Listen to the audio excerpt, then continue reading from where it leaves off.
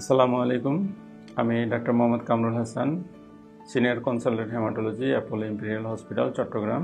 আজকে কথা বলবো রক্তশূন্যতা নিয়ে। রক্তশূন্যতা একটি খুবই সাধারণ সমস্যা।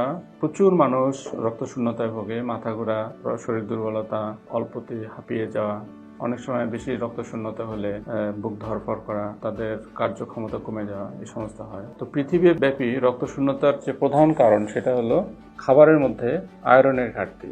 আয়রন, যেটা বাংলা আমরা লৌহ বলি, আয়রনের ঘাটতি থাকে। কারণ হলো রক্তের যে তৈরির প্রধান উপাদানটা যে হিমোগ্লোবিনের প্রধান উপাদান হলো আয়রন। এই আয়রন যদি কম থাকে খাবারে, সেক্ষেত্রে রক্তশূন্যতা দেখা দিতে পারে। বিশেষ করে যেমন বাচ্চাদের ক্ষেত্রে তাদের খাবারের নেগলিজেন্সি থাকে, বয়স্ক মানুষদের তাদের খাবারের নেগলিজেন্সি থাকে। বাচ্চারা অনেক সময় খাবারে যা খায় তার মধ্যে আয়রন থাকে না। কিংবা ধরেন যে তাদের যে সমস্ত মহিলার মাসিক হয়, তাদের যে নিয়মিত যে রক্তক্ষরণ হয়, এর সাথে শরীর থেকে বের হয়ে যায়। এই আয়রন যদি খাবারের মধ্যে পর্যাপ্ত পরিমাণে না দেওয়া হয়, তাহলে রক্তশূন্যতা হতে পারে। যে সমস্ত খাবারের মধ্যে আয়রন আছে এরকম খাবারগুলো বেশি করে খাবেন।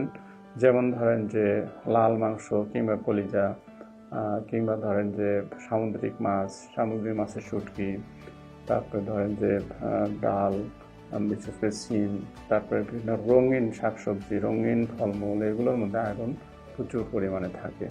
তো এগুলো যদি নিয়মিত খাওয়া যায় এবং যদি কোনো ধরনের রক্তক্ষরণের সমস্যা যদি শরীরে না থাকে, যেমন অনেকের পাইলস থাকে, কিংবা ধরেন যে কারো অনেকে ব্যথার ওষুধ খায়, এই ব্যথার ওষুধ অনেকেই নিয়মিত খায়, তাদের কিন্তু স্টমাক থেকে কিন্তু রক্তক্ষরণ হতে পারে। আরও অনেক কারণেই আয়রনের ঘাটতি বা রক্তক্ষরণ হতে পারে, সেখান থেকে রক্তশূন্যতা দেখা দিতে পারে। খাবারের মধ্যে পর্যাপ্ত পরিমাণে আয়রন জাতীয় খাবার খাবেন। আপনারা ভালো থাকুন, সুস্থ থাকুন। ধন্যবাদ।